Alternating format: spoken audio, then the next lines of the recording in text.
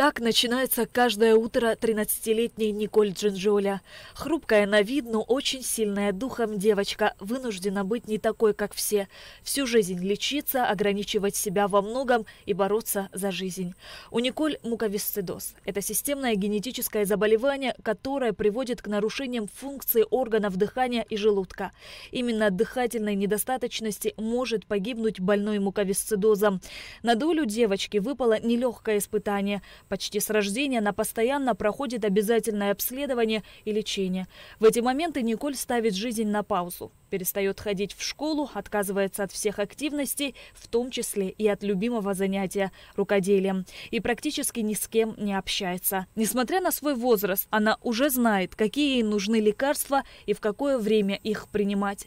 В течение дня Николь сама делает ингаляции. Я делаю ингаляции в день 7 штук. Мне становится намного легче дышать, и кашель прекращается.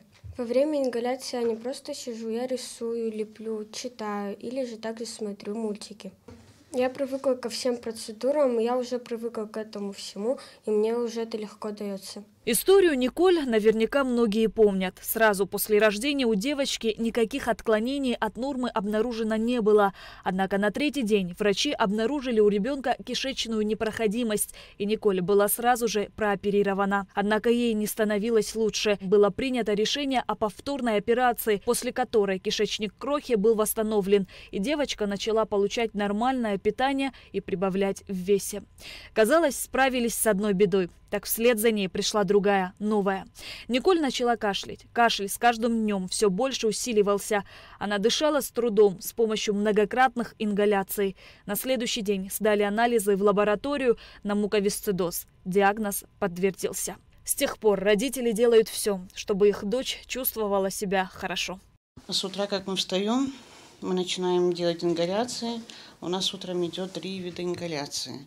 После этих ингаляций, утром она уже встает бодрая, легкая. Эти лекарства нельзя нам прекращать, потому что если мы прекратим эти препараты, они у нас дорогие, у нас начинается скапливание мокроты. Она начинает кашлять, у нее появляется рвота. Рвота необычная, но вязкая мокрота. За это мы придерживаемся этих препаратов. Без них нам не обойтись.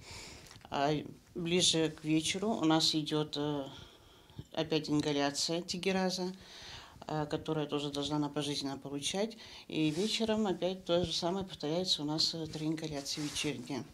А перед сном у нас идет физиотерапия этим аппаратом. Это как раз таки нам покупал фонд Ашана.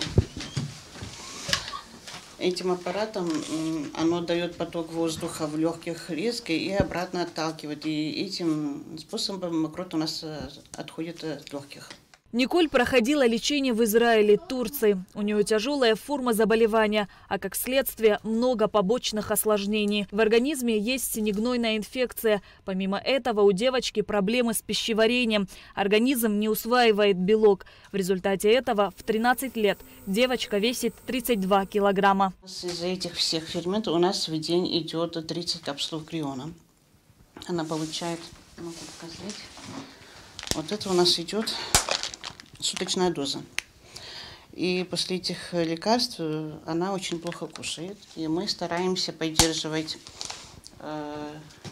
кушать по калориям, набирать в день нужную калорию. И мы стараемся через силу, конечно, она очень плохо кушает, через силу стараемся получать питание, то, что ей положено. Выброс соли много и теряет вес. Из-за сложности заболевания девочке необходимо ежедневно делать 1,5-часовые ингаляции, принимать лекарства. В месяц лечение обходится до 400 тысяч рублей. Самостоятельно покупать лекарства у семьи Николь нет возможности. Поэтому они вновь обратились в фонд Ашана за помощью. Если бы не фонд Ашана, конечно, мы бы не справились с такой суммой. Спасибо большое, хочу сказать отдельно им. Хочу сказать спасибо большое всему народу, который помогает нам. Это нам не потянуть такую сумму, это очень дорого обходится. Благотворительным фондом Ашана в срочном порядке открыт сбор средств на приобретение препаратов, общая сумма которых составляет 700 тысяч рублей. На эту сумму необходимо приобрести такие лекарства, как Креон, Ингосплин, Форте, Новатрон, Урсофальк, Тегераза.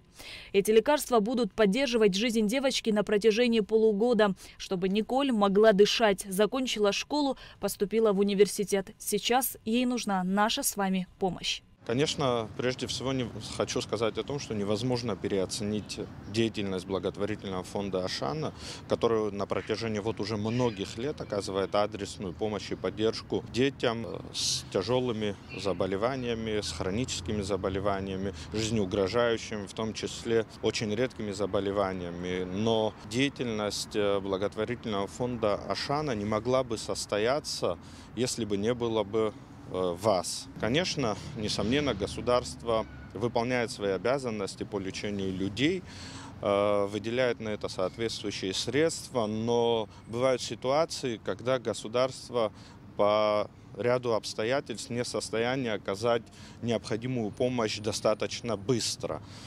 Поэтому деятельность фонда Ашана, участие в которой может принять каждый вне зависимости от размера этого пожертвования, она очень важна. Болезнь каждый день лишает Николь шанса на спасение. И больше всего на свете она мечтает стать здоровой. Все вместе мы можем на шаг приблизить Николь к мечте. Только объединив усилия, мы сможем собрать необходимую сумму. Помочь Николь можно, отправив СМС со словом «добро» на короткий номер 5050. О других способах помощи можно узнать по телефону 773 50 50 или на официальном сайте КБФ Ашана. Шазина Ханагуа, Тимур Гугохи, Абхазское телевидение.